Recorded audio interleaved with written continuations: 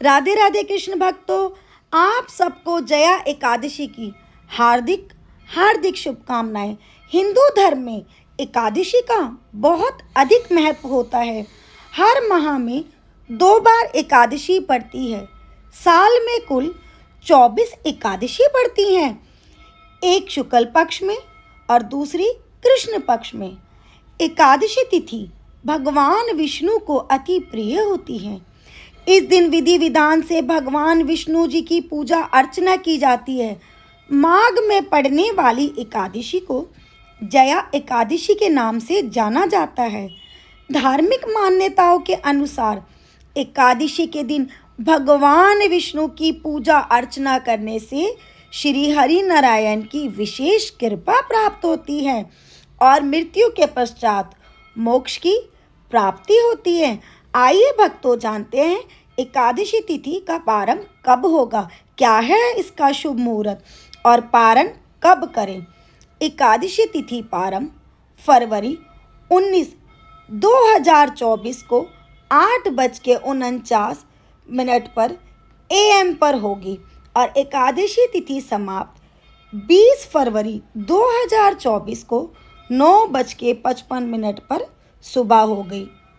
इस वजह से उदय तिथि के अनुसार एकादशी का व्रत 20 फरवरी को रखा जाएगा और इसका पारण करने का समय 21 फरवरी को 6:55 पर से 9:13 तक है। पारण के तिथि द्वादशी समाप्त होने का समय सुबह 11:27 तक है। एकादशी व्रत का क्या महत्व है, आइए साथ में श्रवण करते हैं। इस पावन दिन व्रत रखने से सभी तरह के पापों से मुक्ति मिल जाती है। इस व्रत को करने से व्यक्ति की सभी मनोकामनाएं पूर्ण हो जाती हैं।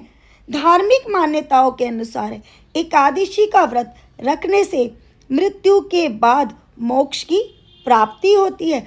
आखिर क्या है एकादशी की पूजा विधि, आइए साथ में श्रवण करते हैं। सुबह जल्दी उठकर स्नान आदि से निर्वृत्त हो जाए। घर के मंदिर में दीप प्रज्वलित करें। भगवान विष्णु को गंगा जल से अभिषेक करें। भगवान विष्णु को पुष्प और तुलसी दल अर्पित करें। अगर संभव हो तो इस दिन व्रत भी रखें।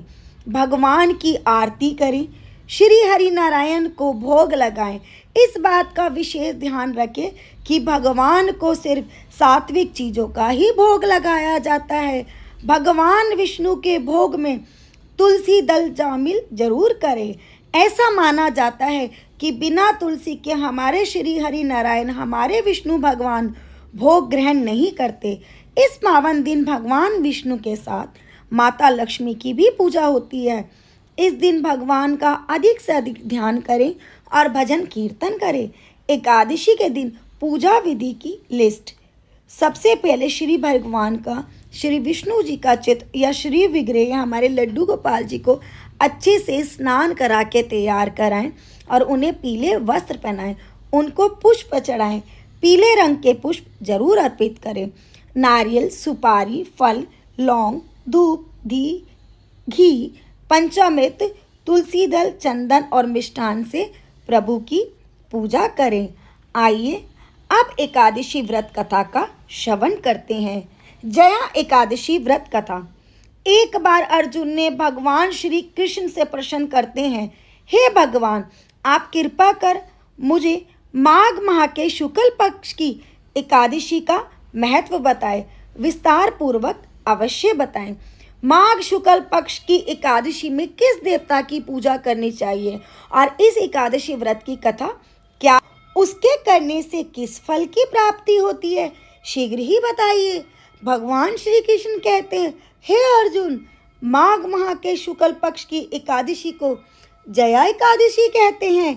इस दिन उपवास रखने से मनुष्य भूत प्रेत पिशाच आदि की योनि से छुटकारा पा जाता है। इस दिन विधि पूर्वक उपवास व्रत करना चाहिए। मैं अब तुमसे जया एकादशी व्रत की कथा कहता हूँ। एक समय की बात है, नंदन वन में उत्सव का आयोजन हो रहा था। देवता, ऋषि, मुनि सभी उस उत्सव में मौजूद थे। उस समय गंधर्व गा रहे थे तथा गंधर्व कन्याएं नृत्य कर रही थीं। इन्हीं गंधर्वों में एक मल्यवान नाम का गंधर्व भी था, जो बहुत ही सुरीला गाता था। जितनी सुरीली उसकी आवाज थी, उतना ही वो रूपवान भी था। गंधर्व कन्याओं में एक पुष्पवती नामक नृत्यांगना भी थी। पुष्पवती नामक गंधर्व कन्या ने माल्यवान नामक गंधर्व को देखते ही उस पर आसक्त हो गई तथा अपने हाव भाव से उसे रिझाने का प्रयास करने लगी। माल्यवान भी उस पुष्पवती पर आसक्त होकर अपने गायन का सुर ताल भूल गया। इससे संगीत की लय टूट गई और संगीत का सारा आनंद बिगड़ गया। सभा में उपस्थित देवगणों को यह अच्छा नहीं लगा। माल्यवान के इस कृत्य से इंद्र भगवान नाराज होकर उन्हें शाप दे देते हैं कि स्वर्ग से वंचित होकर मृत्युलोक में पिशाचों सा जीवन भोगो, क्योंकि तुमने संगीत जैसी पवित्र साधना का तो अपमान किया ही है, साथ ही सभा में उपस्थित गुरुजनों का भी अपमान किया है। इंद्र भगवान के शाप से, उनके प्रभाव से दोनों पृथ्वी पर हिमालय पर्वत के जंगल में पिशाची जीवन व्यतीत करने लगे। पिशाची जीवन बहुत ही कष्टदायक था।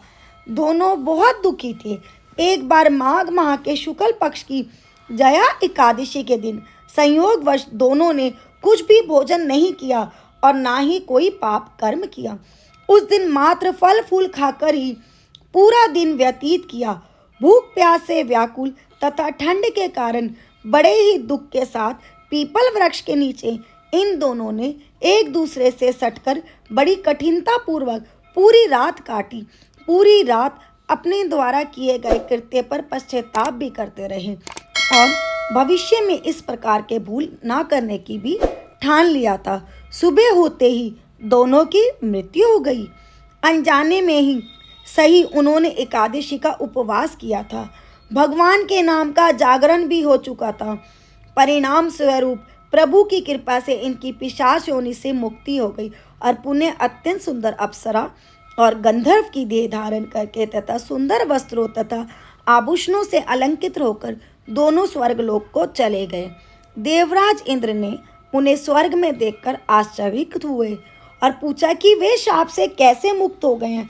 तब उन्होंने बताया कि भगवान विष्णु की हमसे अनजाने में माघ शुक्ल पक्ष एकादशी यानी जया एकादशी का उपवास हो गया, जिसके प्रताप से भगवान विष्णु ने हमें पिशाची जीवन से मुक्त किया। कुछ इस तरह से जया एकादशी का व्रत करने से भक्तों को पूर्व में किए गए पाप कर्मों से मुक्ति मिलती है। ऐसा है जया एकादशी का प्रभाव। अर्थात जो भी मनुष्य एकादशी का व्रत करता है, जाने अनजाने में भी उसे मोक्ष की प्राप्ति होती है। और भक्तों, अगर आपको ये कथा पसंद आई हो तो चैनल को लाइक, शेयर और सब्सक्राइब जरूर करें। राधे राधे। कुंज बिहारी श्री हरदास। जिससे हम आगे भी इसी तरीके से आपकी सेवा में उपस्थित रहे। भक्तों, हमारे चैनल के माध्यम से सभी व्रत और त्योहारों की जानकारी दी जाती है, व्रतों की कथाएं सुनाई जाती हैं, भगवत गीता का पाठ कराया जाता है और वृंदावन में 40 दिन की होली शुरू हो गई है और जिसकी जानकारी हमारे चैनल के माध्यम से आपको कराई जाएगी। और हमारे बांके बिहारी के दर्शन, राधा रानी के दर्शन का अगर आप आनंद लेना चाहते हैं तो चैनल को लाइक, शेयर और सब्सक्राइब जरूर करें, जिससे हम आगे भी इसी तरीके से आपकी सेवा में उपस्थित रहे। आप सब पर, हम सब पर हमारे बांके बिहारी की कृपा बनी रहे और वो आपकी हर मनोकामना को पूरी करे। राधे राधे।